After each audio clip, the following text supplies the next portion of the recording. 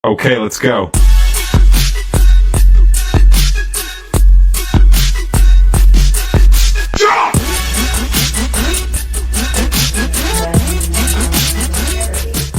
Bagaimana mereka bisa menemukan fandom ini lagi? Kita survei dong, klub apa sih klub favorit atau klub kesayangan? Dia jawabnya ada yang jawabnya Liverpool, Manchester United, ada yang jawab nggak? Bukan Persib. Oh bukan Persib itu bukan klub agama saya. Kalau bicara agama saya siap kan. Jadi cuman cerita lucunya memang ketika saya sampai sana, saya melihat teman-teman sebaya saya dan saya melihat kemampuan mereka yang jauh lebih tinggi di atas saya.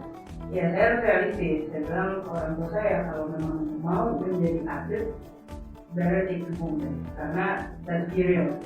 Kurangnya beda saya di sini secara fisik cukup bagus dong. Sampai ke sana saya ketinggalan 2 tahun. Jadi fisik saya itu disebut ketinggalan 2 tahun itu dari fisik saya itu setara sama anak umur 10 tahun dari fisik, endurance, strength kita tuh ketinggalan. dia setengah tahun kerja untuk mereka sudah selesai S2. Sambil S2 udah mulai. Sambil S2 mulai. Jadi begitu jadi sambil kerja juga itu bayar. Sudah melupakan yang kemarin yang sebelum ini ya di finance. Iya, betul. Nah, sudah melihat sesuatu yang baru juga gitu ya, melihat ekosistem sport dari persepak bola internasional di bawah klub Bayern Munchen ya.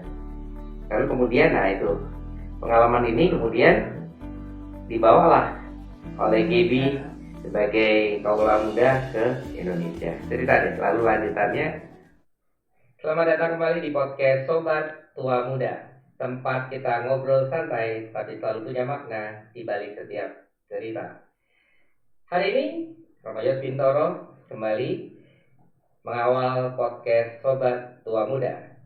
Spesial banget untuk bahas soal gimana caranya live your passion as your job. Ini bareng seseorang yang masih muda, dari lahir 91, jadi generasi milenial yang inspiratif banget menghidupi profesi di industri olahraga. Dan lebih keren lagi, pernah kerja di pelayanan atau di manajemen football club Bayern Munchen. Ngeri kan?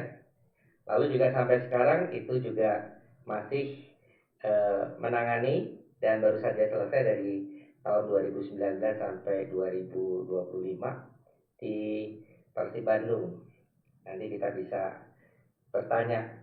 Lalu selesai dari tugas sebagai profesional di Persib Bandung, sekarang menggeluti pedal.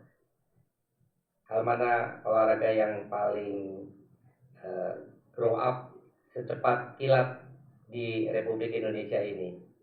Kalau usah lama-lama, kita perkenalkan seorang muda, Gabriela Putri Darmono. Selamat datang, Gaby panggilannya. Betul, terima kasih sudah mengundang saya ke sini. Luar biasa benar karena susah betul cari kontak sama Gaby.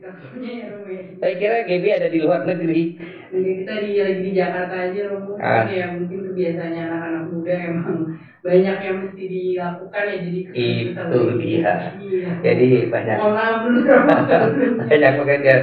Tapi sangat luar biasa. Gaby itu bukan orang yang sebetulnya susah, gengsi atau jaim, tapi orang yang sebetulnya sangat simpel untuk bergaul, sangat mudah untuk bisa bercengkrama dengan dia. Hari ini kita mau bercengkrama lebih dekat supaya juga memberikan inspirasi dan juga semangat untuk para kaula muda. Langsung aja kita semua mau dengar cerita dari Gaby. Gaby boleh cerita nggak perjalanan kamu dari dulu lahir di mana, besar, kemudian sampai bisa terjun pada profesi dan manajemen keolahragaan, tepatnya begitu. Dan itu lalu menjadi passionnya Gaby. Cerita dari awal lahir di mana? Jadi memang aku kecil sebenarnya lahirnya pertama itu di Malang, Sumut, kota kecil di Jawa Timur. Tapi karena orang tua memang kebetulan berasal dari Jawa Timur juga. Iya. Kemudian tapi kami pindah ke Jakarta waktu kecil. Mhm. Nah memang apa ya, kami keluarga yang cukup aktif lah Romo. Kalau weekend mungkin dulu kan belum terlalu ada tontonan di TV atau gitu ya. Jadi selalu tuh kita suka outdoor activity, kita melakukan sesuatu yang bergerak secara keluarga. Apa pergerakan pertama di keluarga? Olahraga atau hanya sekedar rekreasi? Rekreasi dan bergerak ya sebenarnya. Olahraga pun itu kan sebenarnya hanya olahraga gitu. Iya. Kita bergerak. Jalan kah, jogging kah? Jalan, main lempar-lemparan bola di rumah kah, lempar-lempar frisbee kah gitu. Oh, frisbee ya? Iya, tarik-tarikan tali apapun itu, tapi kita selalu memang cukup aktif gitu. Jadi sama ayah juga kebetulan misalnya dia sebagai gunung, kita naik gunung, jadi dia berdiri tegak, saya manjat dia sampai ke atas. Oh gitu. Turun lagi gitu. Jadi memang physical activity udah cukup terbiasa lah di Jatuh-jatuhan, betul berdarah, berdarah dan dicuekin, biar aja berdarah gitu ya? Kalau tinju sama ayah kan kalau hari Minggu waktu itu tontonannya kalau udah agak siang sedikit. Bukan Smackdown tapi ya? Belum. Oh, belum Smackdown dulu ya.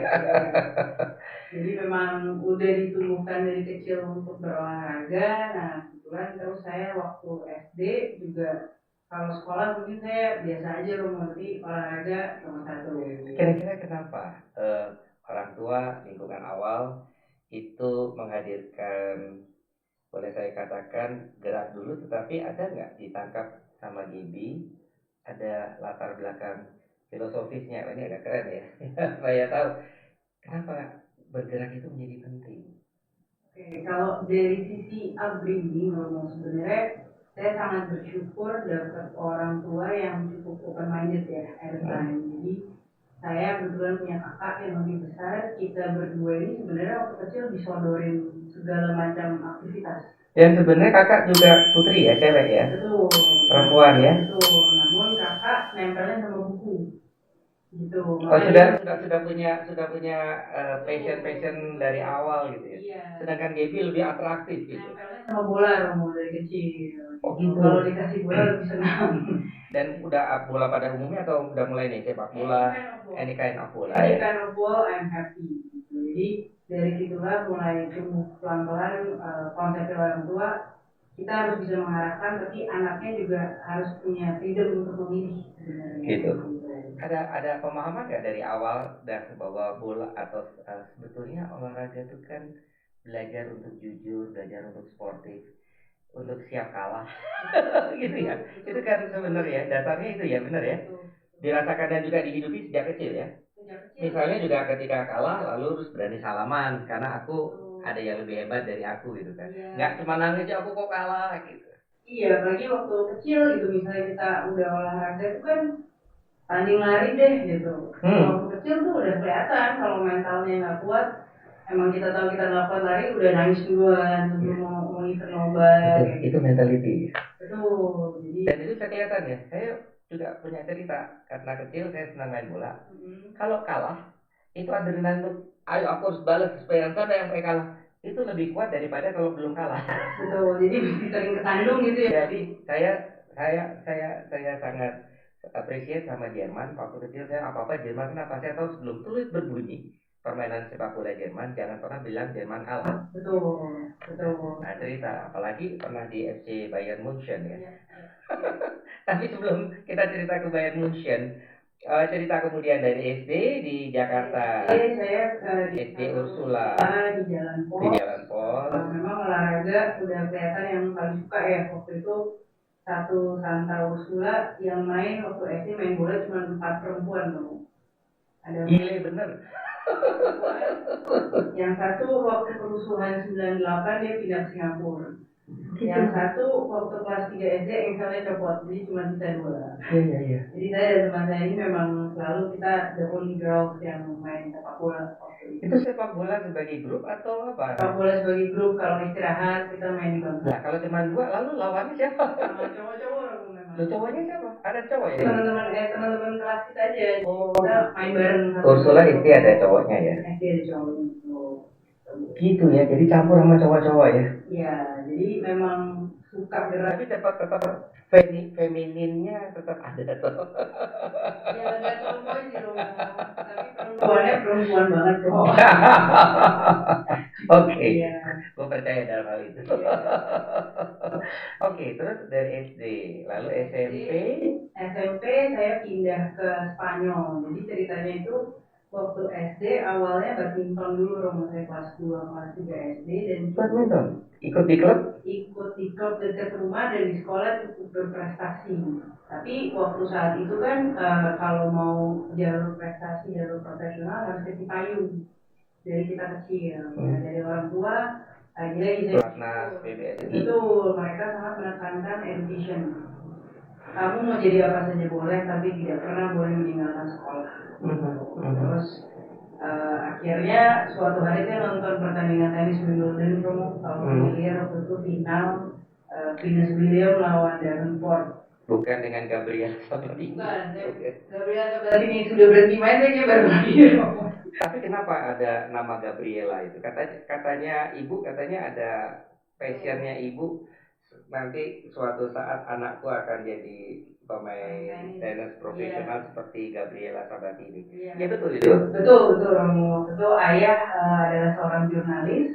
Jadi di waktu mereka lagi base di Jepang, ngeliputnya lagi banyak tentang tenis. Jadi saya kalau perempuan dinamain Gabriela, karena dalam kandungan waktu itu masih di Jepang. Kalau laki-laki dinamanya Andre karena Andre Agassi. Kenapa tidak telegram? Tapi Gabriela Sabatini, benar telegram juga yang siapa lebih daripada Gabriela Sabatini menurut saya. Iya, secara skill dan secara skill betul. Iya, jadi soalnya saya nonton tadi jatuh cinta aja ngomong kayak ada yang ngeklik lah gitu. Gitu ya. Ngeklik.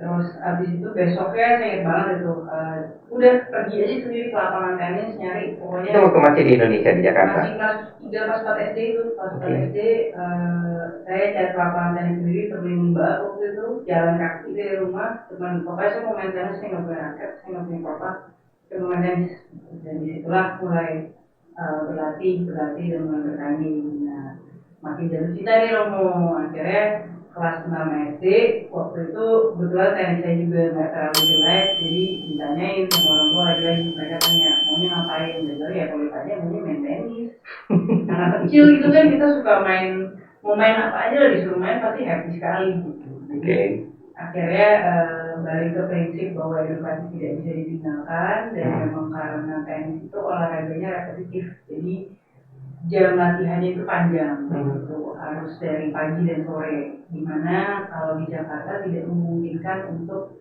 bisa sekolah juga karena traffic, karena satu hal dan yang lain lah.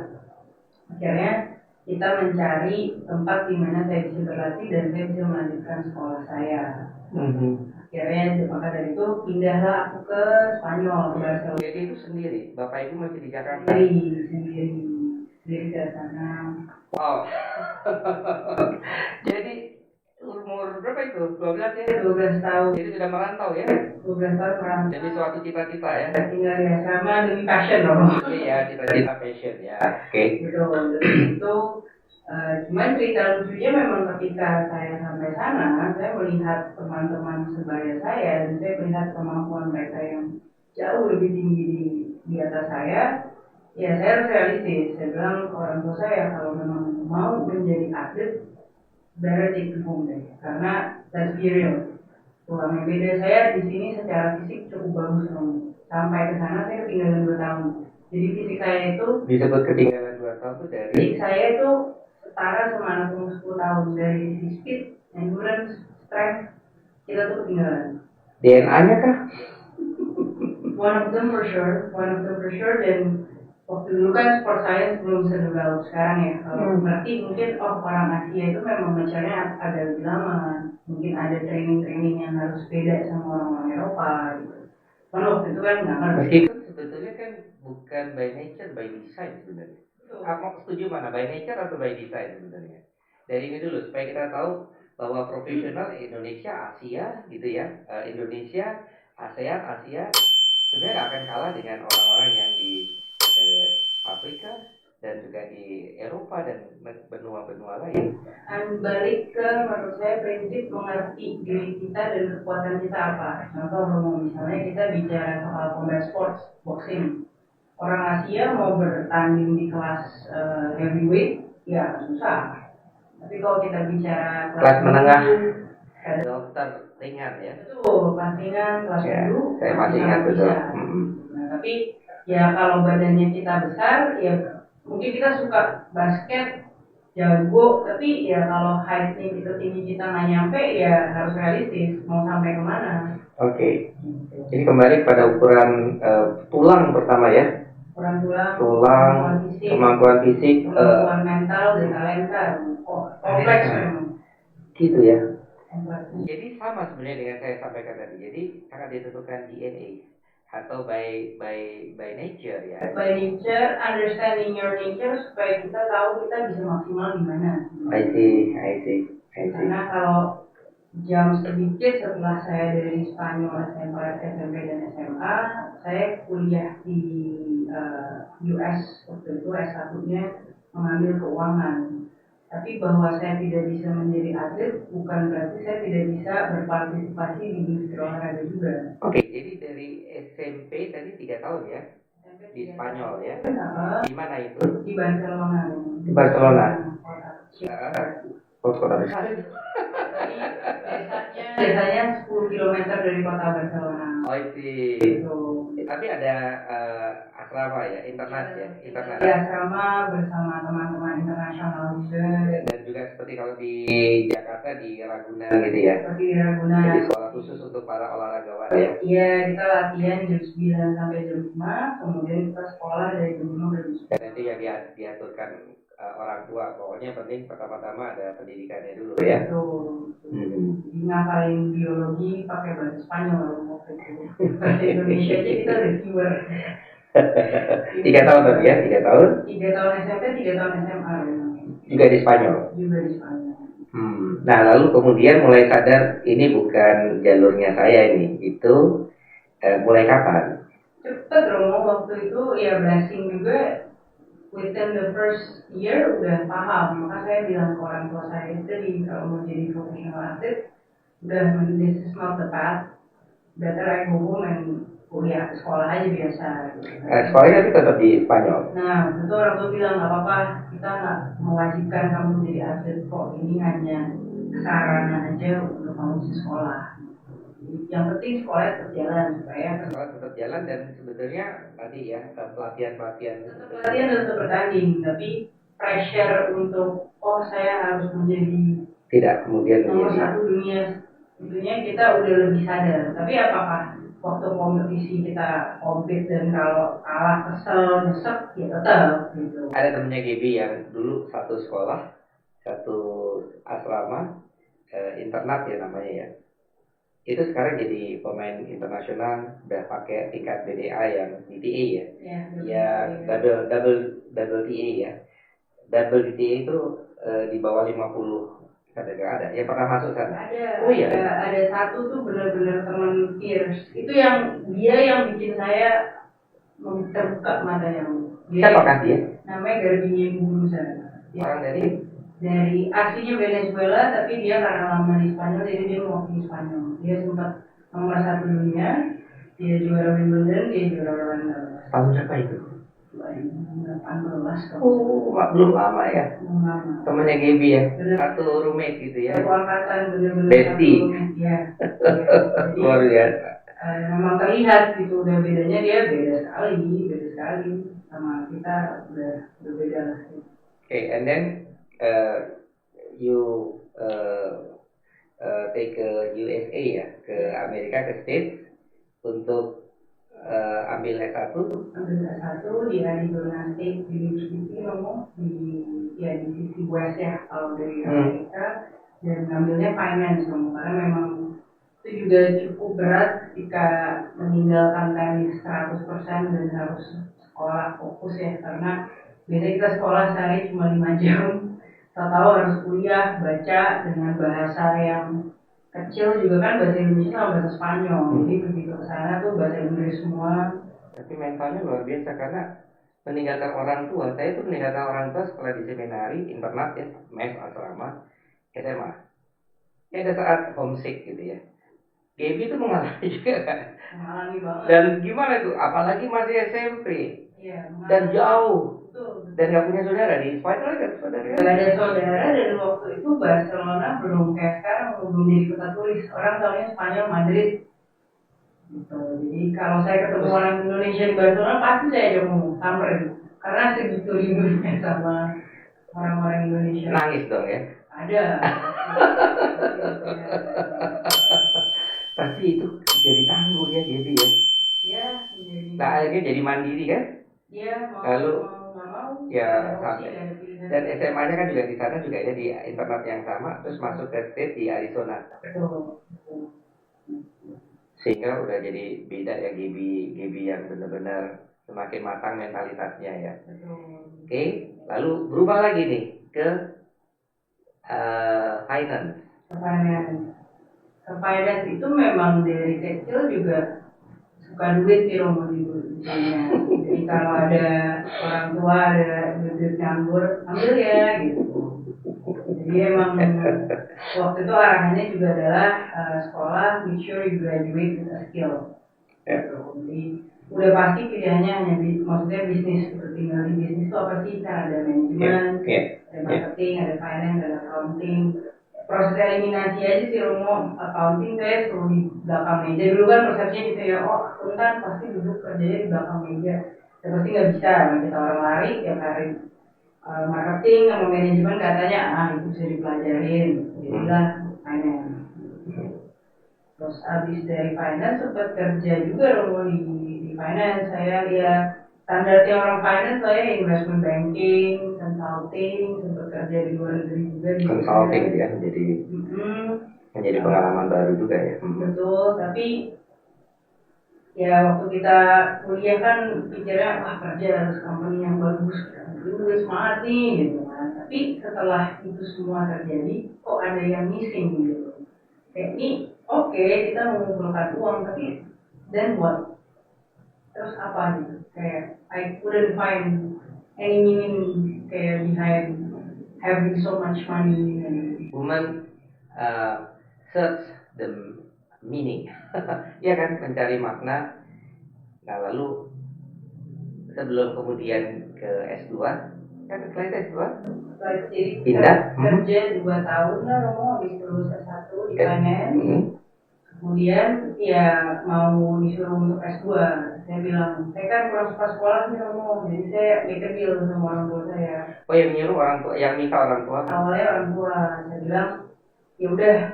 Bukan dari company-nya. Enggak. Jadi ketika sekolah tuh lepas company. Benar-benar pure masuk ke. Masuk kebetulan juga ada LPDP waktu itu Romo. Ada beasiswa LPDP, jadi itu juga apa ya, pas lah waktunya semua, saya bisa kuliah juga dapat LPDP, timingnya lagi pas aja sih semuanya gitu. Ya, women search the meaning ya, karena setelah itu balik ke Indonesia. Tadi kenapa saya pakai kok si Gaby ini pakai pakaian olahraga, enggak, dia orang olahraga sport, aku pakai merah putih gitu ya. Dan di sini ada Garuda gitu kan. Jadi ini juga memberikan makna kepada generasi milenial nih. Karena kita mau tanya nih sama Gaby, kenapa dia balik kampung? Apa karena alasannya yang sama untuk anak gue di merah putih, gimana cerita deh? Ada beberapa alasan Romo, karena waktu saya berangkat S2 ke New York ya waktu itu sedikit gambling sih Romo, karena waktu itu tuh 2016. S2-nya di New York ya? S2-nya di New York, di Columbia. Timur ya? Ya, dan industri olahraga di Indonesia belum kayak sekarang. That's the key. Industri olahraga, jadi saya juga agak gambling. Ini saya mau ngambil ilmu ini, saya udah siapin. Kalau sampai saya nggak bisa berkarir di industri olahraga, saya harus terima untuk kembali ke dunia finance. Yes or yes, nggak ada opsi. Yes or yes. Terus waktu kuliah di sana sambil kerja di Bayern, waktu itu memang dia di Bayern. Sebentar, Bayern kan di Eropa. Bayern di Eropa, tapi mereka lagi mengembangkan fanbase mereka ke Amerika dan Latin Amerika. Wow, luar biasa. Di sana suka ngopi nggak? Lumayan. Nah, ini ada kopi Indonesia nih, kopi kenangan. Boleh coba? Mau coba? Nah, ini udah dituangkan ya. Boleh. Supaya kita lebih tenang. Katanya di sana kalau di Amerika apa-apa kopi ya? Apa-apa kopi, tapi kopi nggak ada yang lain kopi Indonesia loh, lebih strong. Gitu, itu dia. Saya pernah punya sahabat waktu sekolah di ASESCO di Angkatan Udara, ada teman dari Amerika, dari Angkatan Udara Amerika. Dia selalu bawa kopi dan dia yang ngajarin saya untuk minum kopi Indonesia. Saya tadinya tidak suka kopi. Saya minumnya teh. Tapi kemudian kopi mulai saya menikmati itu karena seorang Amerika bisa menikmati kopi Indonesia. Saya sendiri orang Indonesia nggak bisa. Mari kita hidup kopi kenangan.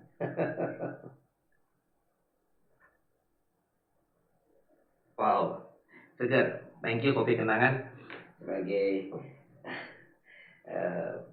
pembantu untuk podcast Sobat Tua Muda. Kita lanjutin lagi nih dari pengalaman bisa direkrut atau mulai bekerja dengan Bayern Munchen ya.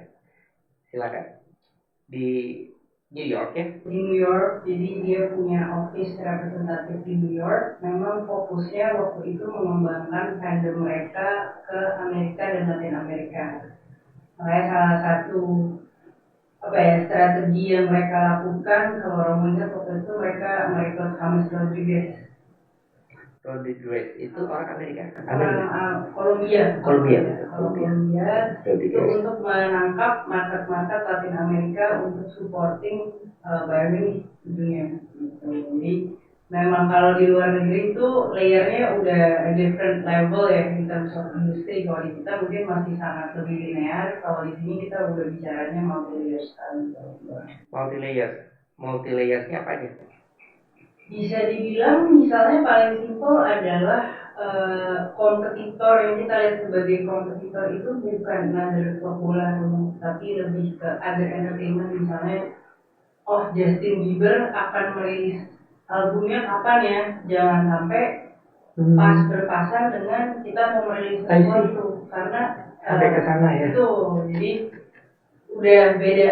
They talk about experience of fandom. They talk about how to capitalize on the players beyond the pitch.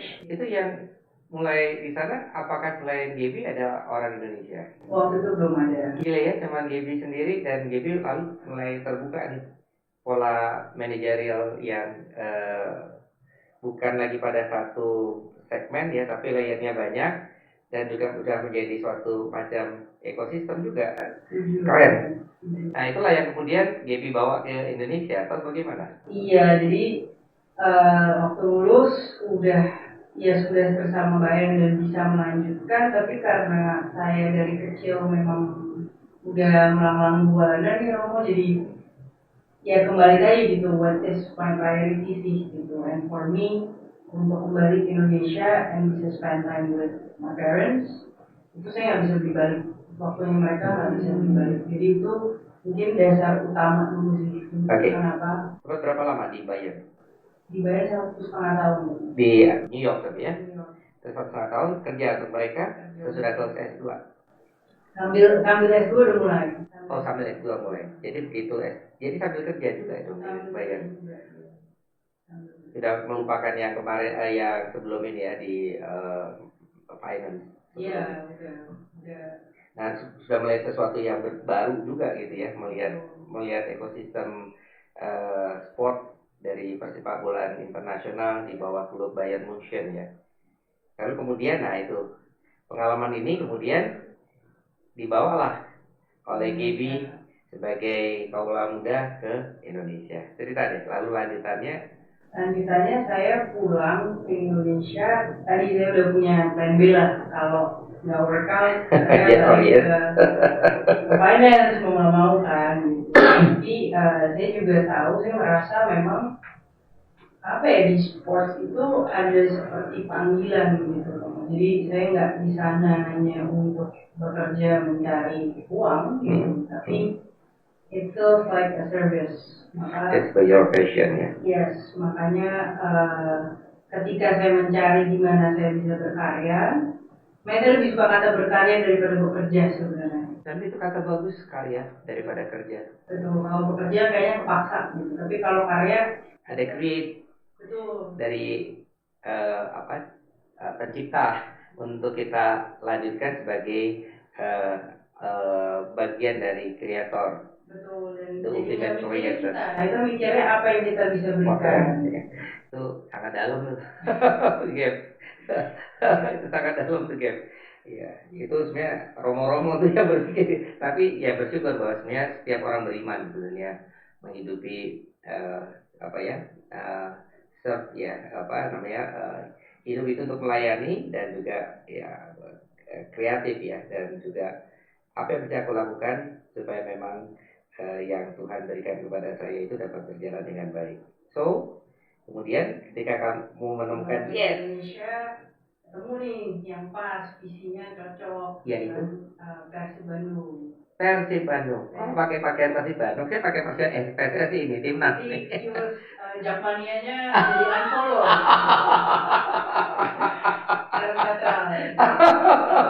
Makanya harus pakai seperti saya ini. Garuda di dadaku. Bukan kalau Persib itu lambang gitu ya. Provinsi Bandung ya. Lanjut, lalu di Persib ditangkap ya, atau menawarkan atau bagaimana bisa prosesnya masuk di manajemen Persib Bandung? Jadi dari di Amrik sebelum saya pulang ke Indonesia juga saya udah mulai gerilya sedikit lah. Kita petakan dulu nih industri olahraga di Indonesia itu seperti apa, pemain-pemainnya siapa-siapa aja sih sebenarnya.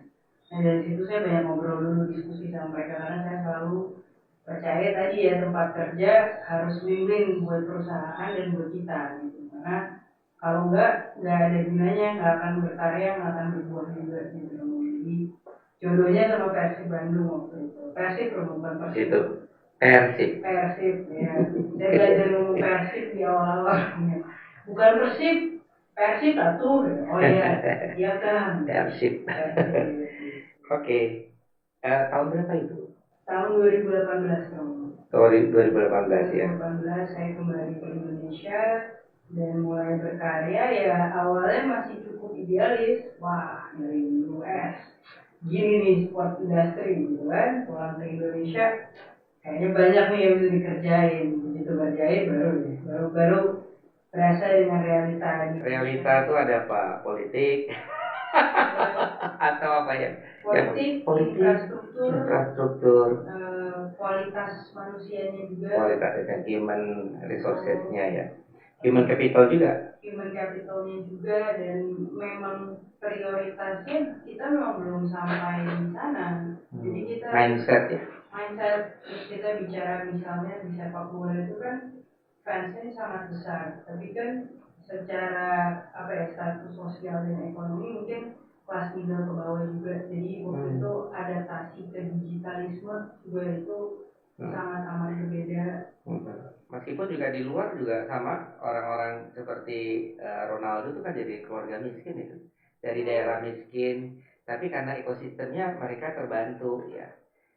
Argentina juga begitu. Regulasi betul. Kalau di luar negeri kita sebagai fans penonton datang melakukan sebuah tindakan yang tidak sesuai, ya ada regulatornya yang bisa menyangsi gitu. Kalau di Indonesia kan like or dislike?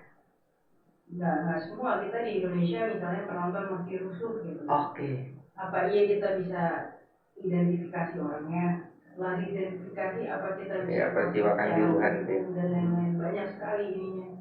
Kompleksitasnya itu sangat luar biasa. Terus kemudian fansnya memang sangat militan ya, apalagi kayak Persib Bandung, Bobotoh itu mereka turun-temurun. Waktu itu yang lucu, saya mengadakan survei sama Bobotoh kan untuk lebih mengerti mereka. Itu data yang dibuat itu juga berdasarkan dulu sekolah ya? Betul. Jadi ada riset ya? Betul, harus mengerti. Ujung-ujungnya kita mau mengservis fans kita dong, ujungnya tidak hanya dengan kemenangan klubnya, tapi bagaimana mereka bisa menumbuhkan fandom ini lagi. Kita survei loh, klub dia jawabnya ada jawabnya Liverpool, Manchester United, tanyain dong lah, bukan Persib, oh bukan Persib itu bukan klub agama saya. Kalau bicara agama saya siap Kang. Jadi kita harus bisa mengerti itu cara mereka mengkonsumsi olahraga dan cara mereka mengekspresikan kecintaan mereka kepada klubnya itu juga berbeda sama orang-orang yang di luar sana. Jadi localization, I always call localization itu sangat menjadi penting sih, gitu, bahwa kita punya strategi secara korporasi, tapi penerapannya harus disesuaikan selalu dengan local culture yang ada di situ. Keren ya, keren ya. Nah lalu kan pasti ada hambatannya. Terus gimana tuh untuk mencari solusi, lalu untuk bisa meningkatkan kapabilitas? Bukan hal yang gampang, tapi apa yang lalu dibuat dan kemudian terjadi di alam?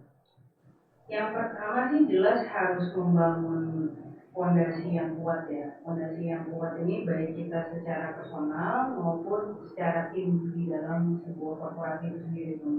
Karena kalau timnya kita solid, mau badai kayak gimana pun pasti kita bisa hadapin sama-sama. Jadi kebetulan saya cukup tipe orang yang perlu growth oriented banget. Jadi I always try to build a team di mana mereka ini harus tumbuh terus nih. Itu yang saya coba tekankan ke mereka gitu. Dan driver itu udah enough untuk kita membangun sebuah tim yang solid sebenarnya. Terus yang kedua, ya ingat sama tujuan kita awal sih masuk ke dunia olahraga ini apa sih gitu. Terus kita harus bisa memilah gitu. Oke, emang dari awal I want to use sports as a platform to create better individual. Di sini platform saya Persib. Ya ayo kita educate. Kalau mereka udah melenceng protes soal ini, demo soal ini, ingat kembali kita di sini untuk berkarya, mengedukasi bukan menggurui, tapi mengedukasi, mengajak mereka untuk lebih baik. Itu meletakkan dasar prinsip ya, betul ya? Ada dasar prinsip. Kenapa kita masih harus berjuang dan bekerja itu pertama saya kira apa itu. Lalu kedua lalu membangun tata kelola itu ya. Yang tadi ya ada macam-macam tadi ya, termasuk yaitu ekosistemnya tadi itu ya. Sama ya tadi ya lo ya kenalin diri kapan kita harus pause. Itu menurut saya sangat penting. Nah itu gimana? Mengkondisikan bahwa mereka yang pemain-pemain itu merasakan bahwa ini adalah jalan saya, profesi saya, tapi sekaligus juga mempersiapkan saya untuk masa depan saya yang menjadikan dalam arti kesejahteraan. Proses seperti itu gimana tuh? Kalau dari sisi sepak bola sendiri ya apalagi atlet zaman sekarang sih udah jauh lebih makmur sekarang ya. Udah jauh cukup makmur. Tinggal ingat bahwa dunia atlet profesional ini umurnya sangat pendek. Jadi harus equip yourself with skill setelah kita berkarir sebagai atlet. Kita tuh mau ngapain? Atlet ini kita ibaratnya ngumpulin uangnya lah. Nanti untuk kita misalnya karir atlet cuma 15 tahun, 15 tahun deh, misalnya 10 tahun prime-nya. 10 tahun ini kita harus bisa jadi modal kita untuk kita hidup 60-70 tahun ke depan. Nah itu mindset seperti itu yang kenapa edukasi menjadi penting. Karena hidup dulu tuh kalau atlet itu kan itu tugasnya juga di manajemen dia. Termasuk dari sisi pembentukan mentalitas dan lain-lain. Karena kebetulan kalau di Persib kan fansnya benar-benar ini ya, wah cinta, supportnya luar biasa, bobotohnya itu kalau kalah bisa disamperin ke rumahnya sama bobotoh. Bisa nanya, kenapa kalah? Itu kalau nggak kuat mental, akhirnya ya mental juga gitu kan. Jadi strength di mental juga cukup penting di olahraga itu. Ada pendampingannya juga begitu ya. Ya.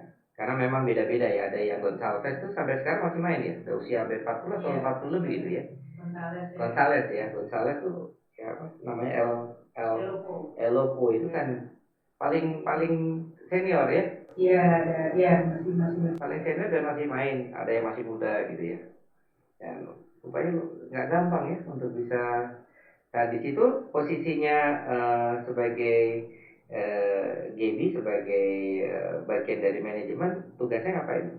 Saya tuh di sana sebagai commercial director, di mana intinya non teknis, Romo gampangnya. Jadi kalau nanya, mereka yang saya suka bingung kalau tanya fans, kok kalah, naon gitu. Strateginya nih gini-gini, waduh saya nggak ngurusin strategi di lapangan saya nggak punya kapabilitas itu, Romo. Tapi saya justru yang di luar lapangan, karena itu komersial, apapun itu yang ibaratnya bisa mendatangkan revenue. Karena untuk mempunyai klub yang maju, dia harus bisa sustainable secara financial. Kalau nggak sustainable, ya tahun ini budget pemain 100, tahun depan budget pemainnya 50, ya makanya sampai ke target. Jadi tugas saya menjaga kestabilan finansial dengan cara apa? Ya penjualan tiket lah, marketing lah, merchandising, menumbuhkan fandom, itu pelihara banyak di situnya. Nah sekarang sudah off nih dari dunia bola. Kenapa? Punya passion atau ada sesuatu yang juga juga bisa di-sharingkan karena juga menyangkut kaum muda ini yang juga kadang-kali udah capek nih, udah bosan nih gitu. Apakah hanya sekedar itu, ada sesuatu yang mau diperjuangkan lebih dalam lagi oleh Gibi? Balik ke apa ya, saya selalu kalau berkarya itu apakah tempat ini masih cocok dari sisi apakah saya bisa bertumbuh di sini atau enggak, dan saya dan company-nya. Kalau memang udah mentok ya mungkin memang jalannya kita harus mencari yang lain. Kan yang paling berhasil dibuat oleh Gibi selama di Persib. Di Persib ya secara keuangan kita waktu salah satu klub yang profitable dong. Bisa dibilang I can be wrong, cuma one of the only clubs yang akhirnya bisa profit. Karena juga sampai mewakili Indonesia ya sebagai apa? Di AFC. Di AFC Club ya. Iya. Ya sangat luar biasa. Lalu apa yang menjadi, boleh cerita supaya nanti kita tidak tahu. Memang sudah ada beberapa komentator ya menyangkut pembinaan. Ada masukan juga mungkin untuk pembinaan apa yang masih kita perjuangkan ya. Nah, kita kan harus berjuang untuk memberikan kualitas dan juga kapital sumber daya manusia ya, resourcesnya yang lebih baik. Dibilang rocket science sebenarnya enggak, Romo. Semua orang juga beberapa hal yang basic itu banyak yang sudah tahu tapi memang mungkin tidak memprioritaskan ya. Jadi misalnya kalau kita bicara sepak bola dari sisi infrastruktur dulu deh, untuk anak-anak ini bisa bermain di lapangan yang baik, itu tidak banyak di Indonesia. Apalagi kita bicara di kota-kota di luar kota besar. Kemudian dari sisi sumber daya pelatihnya, edukasi pelatihnya dulu. Kalau pelatihnya benar, dia akan mengajarkan hal yang baik kepada anak-anaknya. Jadi kalau sumber dayanya mereka belum bisa makmur nih, secara sebagai pelatih, ya dia pasti lagi ngelatih udah mikirin ntar anak mau makan apa di malamnya kan. Jadi akhirnya mencari celah di mana mereka tidak lagi mementingkan si atletnya, si anaknya, tapi memikirkan dirinya sendiri. Tapi memang ya sport itu proses yang panjang ya Romo. Maksudnya saya bisa dibilang main tenis serius dari kelas 3 SD. Teman-teman dari Barcelona juga sama. Kelas 3 SD kita umur 8-9 tahun. Baru juara itu umur 25. Proses 14-15 tahun, apakah kita sabar enggak? Ya proses ya, not instant ya. Not instant gitu. Maka ya tadi kalau jadi seorang atlet itu sebenarnya lama loh berkarirnya gitu untuk bisa kita mulai menuai ya gitu. Itu sih yang menjadi PR kita bersama sebenarnya, dari sisi semua, dari sisi atlet, dari sisi orang tua, dari sisi pelatih, organisasi, federasi maupun pemerintah. Jadi PR kita bersama. Dirajut bareng. Oke, Gaby, kita lanjut. Kita ngomong macam-macam. ada hal yang sekarang juga kan Gaby sudah tidak di persepak bolaan, tapi masih main bola juga ya? Ya, tenang-tenang bisa lah. Maksudnya ada bola besar, bola kecil. Sekarang saya dengar ya Gaby senang main pedal nih. Kalau tiba-tiba lalu beralih ke pedal nih, gimana nih? Awalnya main paddle, sebenarnya pertama kali main paddle karena di Persib Rom. Jadi Oh gitu. pelatih kita itu waktu itu orang Spanyol, Luis Mia namanya. Luis Mia itu sempat melatih di timnas. Kalau weekend kadang ke Jakarta, ayo ikut main paddle. Apaan sih olahraga gitu kan kayak taktok. Kita aku kecil dari kecil main tenis kan kayak tenis tapi nggak tenis gitu. Tapi seiring berjalannya waktu sebenarnya ngalir aja sih Romo karena aku kebetulan banyak cedera jadi udah harus main tenis Cedera di mana? di lutut, di elbow banyak. Nah, waktu latihan di Spanyol itu? Ya sampai sekarang. Nah di padel I'm okay gitu. Oh sih. Jadi main padel seminggu 2 kali itu tidak apa-apa. Lebih nyaman ya? Langsung apa-apa. Awalnya berawal dari situ. Iya. Mulai main, lumayan juga nih kita gitu mainnya. Jadi udah ketemu di situ aja sih Romo. Sekarang fun and rapid fire, ya. Pilih stadion GBK atau JIS? GBK. Why? Sejarah ya pasti ya. Bersejarah sekali. Tapi dari segi facility GBK sama JIS dari segi rumput, grass, katanya lebih bagus JIS katanya. JIS lebih bagus. Itu Romo, saya tuh udah nggak bisa melihat sesuatu di olahraga hanya linear ya, karena kalau JIS misalnya akses penonton, terus sebagai stadion baru harusnya banyak hal yang bisa jauh lebih dilakukan lah dibanding GBK. Itu juga kayaknya nggak sampai ke situ juga. Sayang aja harusnya banyak yang nanggung. Ya. Jadi udah kita yang sejarah gitu. Oke. Cepat ya. ST atau Patrick Kluivert? Why? Fundamentalnya cukup oke. Jadi sebagai pelatih Korea dia sangat mengutamakan juga terkait fisik yang orang Indonesia sangat lagi. Sedangkan Kluivert juga jago, apalagi dengan tim dia ya, dengan Pastor. Dengan mungkin nggak bisa bicara banyak nanti. Oke, pilih ya, nanti bisa jadi politis nanti. Oke, tapi tetap ya, STY kita beri apresiasi yang tinggi ya. Meeting pagi atau lembur malam? Meeting pagi. Why? Karena saya orang olahraga, saya harus tidur cukup. Kalau tidur cukup tuh berapa lama? Katanya bisa macam bisa 6 jam, bisa 5 jam, bisa 8 jam. Cukup saya sih cuma 5 jam. Tapi ending the day early, bangun pagi itu jauh lebih refreshing dan saya lebih bisa berfungsi pagi hari lebih baik. Oke, kalau bangun jam berapa? 4, 5. Oke, lalu ada olahraga berenang atau misalnya ada jogging? Ada. Tiap hari pasti ada bergerak lah. Bergerak. Kalau berenang tadi saya belum berenang nggak ya? Nggak. Berenang karena untuk rehabilitasi ini sih biasanya. Oh, lebih untuk rehabilitasi ya. Nggak bosan dong, kurang cocok. Inspirasinya Gaby siapa? Tiap hari ada aja di Romo. I think at this point dengan adanya social media saya nggak ada satu role model, tapi small things that happen throughout the day bisa menjadi inspirasi kita semua. Oke, kalau kamu tidak di olahraga, kamu lebih pengen di bidang mana kerja?